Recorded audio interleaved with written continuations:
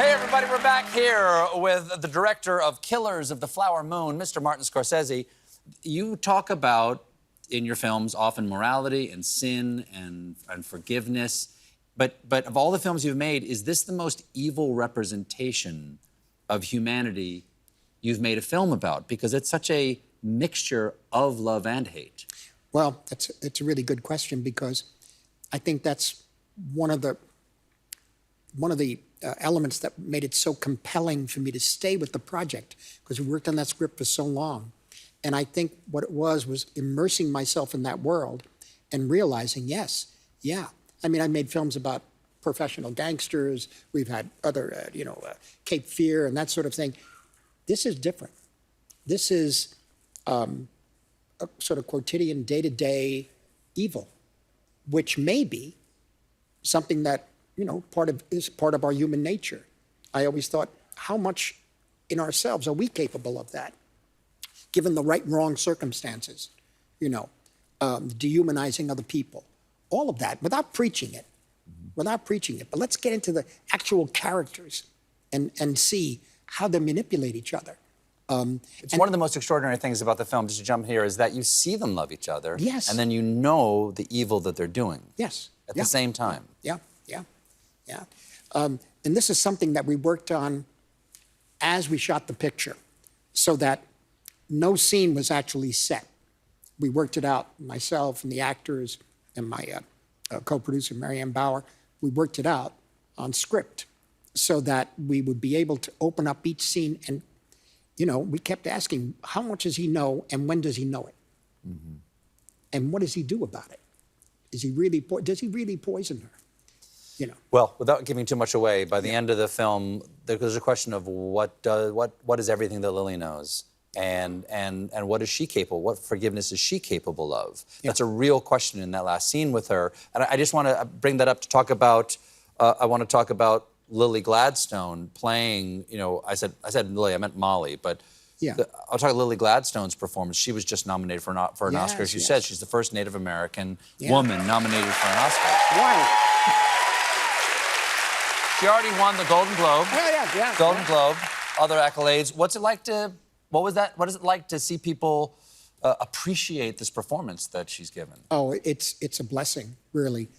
She has a centered feeling about her, and she has an intelligence and understanding that you could see in the eyes. There's something going on in the face. She doesn't have to do much.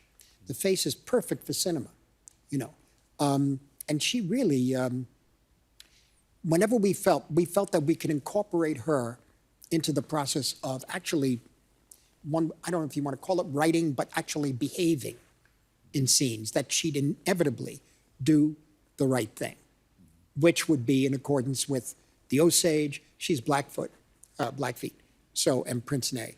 So there were other elements. We had to get that straight, that she didn't do something that was Blackfoot, that it was Osage. All of this, and we felt confident with her, and we'd always go with her as to checking what is right, what is wrong, with all the experts from the Osage also, And so, really, to see people react to her now, I can't believe that it's the first Native American nominated for Best Actor. Now, this is your 10th film with Robert De Niro and your 6th film with Leonardo DiCaprio. Here you are directing both of them. I think it's trying to direct, as you can see me. Yes. They have their own ideas sometimes? They have their own ideas, This is the problem with actors. What was it like to direct them together for the first time? Well, it turns out that, of course, the first film that they did was This Boy's Life. And he played the father, and Leo played the son, right? And in a funny way, Bob looked over at one point. He said, in a funny way, this is very similar to This Boy's Life, in terms of the relationship between Uncle Bill and Ernest. And so they just kind of smiled about that, and we moved on.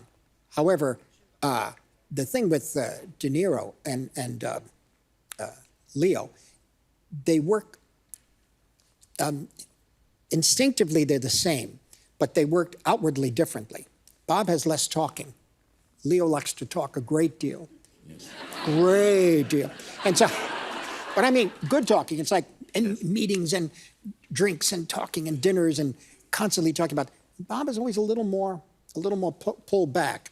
Try interviewing him sometime. Yes.